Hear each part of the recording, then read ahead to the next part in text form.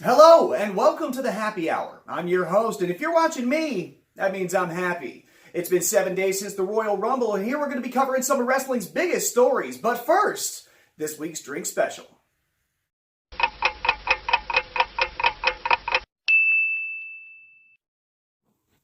While most of you have probably heard of or tried the Bloody Mary, I'll bet few have heard of her louder and meaner sister, Bloody Molly. This is a great alternative to try out, especially if, like me, you're just not a vodka guy. For this drink, you're going to need some of your favorite whiskey, a little bit of tomato juice, and also some Worcestershire horseradish hot sauce and salt and pepper. Start with about 2 fingers of the whiskey, and then go around 1 part whiskey to 3 or 4 parts tomato juice. Throw in a few healthy dashes of the Worcestershire and just a little bit of Tabasco. Top it off with a dab of the horseradish and just a few cracks of the salt and pepper. Shake well with ice and then serve in a salt rimmed glass. Garnishing a Bloody Mary is half of the fun, so go nuts. You can try lime, celery, bacon, beef jerky. Thumbs on the table, and this one's in the books. Folks, that's the Bloody Molly, from your lips to God's ears. Sip slow, and remember, if it doesn't taste right, you didn't make it right.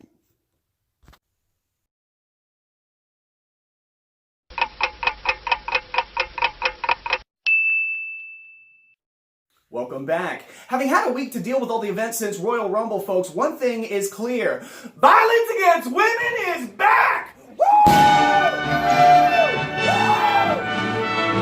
But seriously, amidst the backdrop of the crowd cheering and Jerry Lawler shrieking, Nia Jax found her way to the ring in the men's Royal Rumble.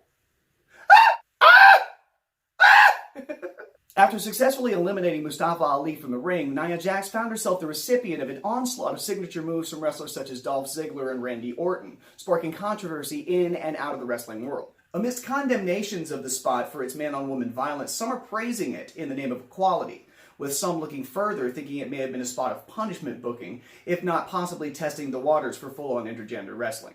Intergender wrestling has been a taboo in the WWE for more than a decade now. With merchandising and licensing deals to consider, they've widely elected to avoid the topic altogether, beyond the occasional slap in the face.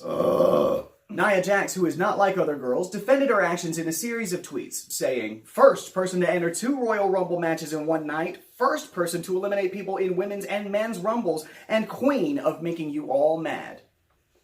So what do you think about seeing Nia Jax going toe-to-toe with male superstars? Does this bury the women's division? Let us know your opinions in the comments below. WWE's feelings on the matter was seemingly confirmed the following night, with Nia Jax confronting and attacking Dean Ambrose in the ring, which brings us to our next story, Dean Ambrose out of the WWE. That's right, multiple sources have confirmed that after a long history of frustration with creative direction, 33-year-old superstar Dean Ambrose will not be renewing his contract, despite reportedly being offered a more than $5 million 5-year contract extension.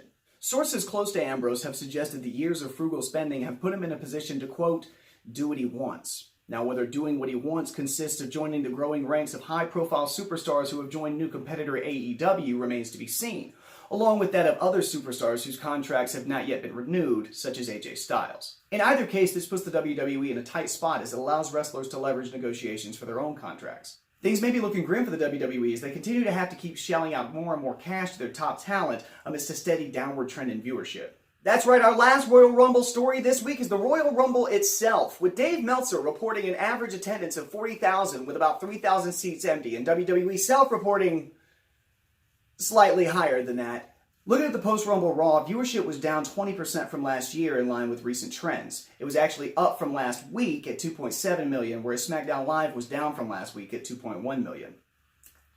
I can't believe I didn't bring a drink. I hate myself. As viewership continues to trend downward and the growing threat of AEW looms around the corner, how is WWE going to adjust to the rapidly changing world of professional wrestling? Tell us what you think down in the comments, and let us know what stories you'd like to see covered on the next week's Happy Hour.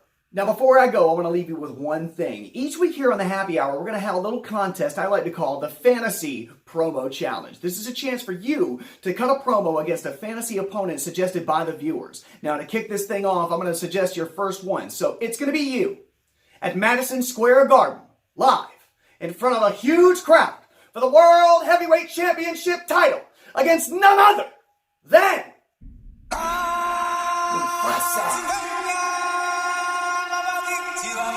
Well, folks, thanks for watching. This has been the Happy Hour. I've been happy. I'll see you all next week, and please, Drink responsibly.